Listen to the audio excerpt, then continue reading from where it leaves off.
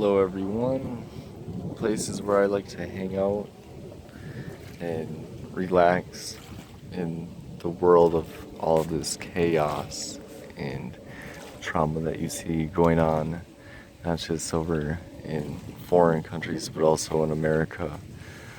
All, all of the events taking place that have been taking place took place over the winter, all the way through since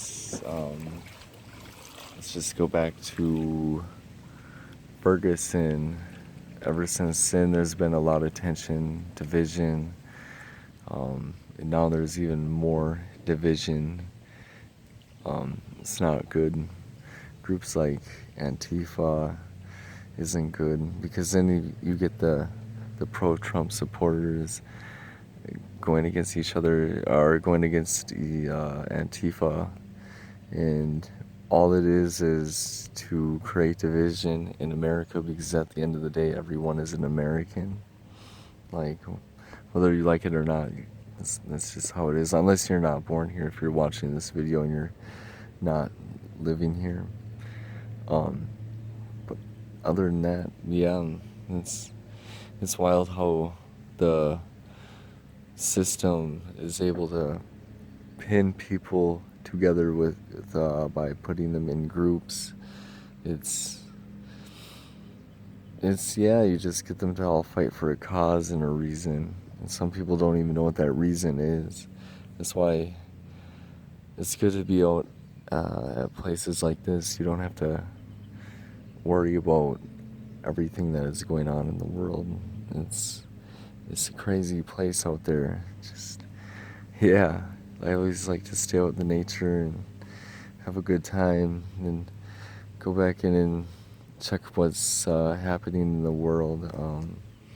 Last I've seen, the Middle East is the bunch of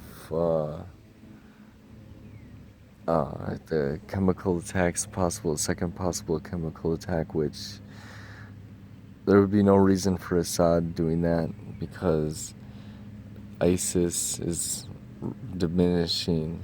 You have the SDF taking over the east and west district of Raqqa, Syria, and then what's left pretty much is half of Deir and cities, little towns and villages in western Iraq near the border of Syria, and in Syria, eastern Syria. But other than that, it's just, yeah, it's not all. It's diminishing, like the Al Nusra and Al Qaeda in the middle in Syria. They're diminishing as well. They're on the run. So there'd be no reason for Assad to use any chemical weapons. I don't know.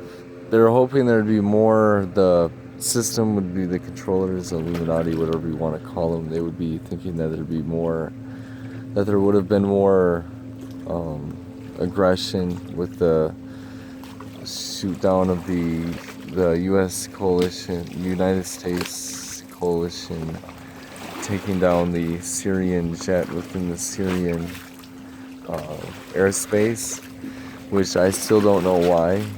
So if you want to post in the comment sections of why, go for it. Feel free to post on anything. Yeah. So that's a big thing. And Putin Putin said, hey, we're going to treat you as combatants, like we're going to be more on the defense and aware, which is common sense. But nothing that really has sparked up. And then after that, you see the chemical weapons. So it's just like, huh, that's interesting. Wonder what that's about and why. Yeah, like I have my suspicion of why. It's, of course, that oil field from Iran, all the way going through Iran, starts in Iran, going through Iraq, through Syria, to the coastline of Syria. So then off the coastline of Syria, then you can export the goods out all to other countries, ship them out. So a lot of countries want control over that. That's why Turkey really wanted to control a lot of the land in northern Iraq They were hoping that the Iraqi military. Now this is just my opinion. They were just hoping that the Iraqi military was going to fold and not be able to take out ISIS in Iraq and then be able to like, oh, Turkey, okay, we need your help.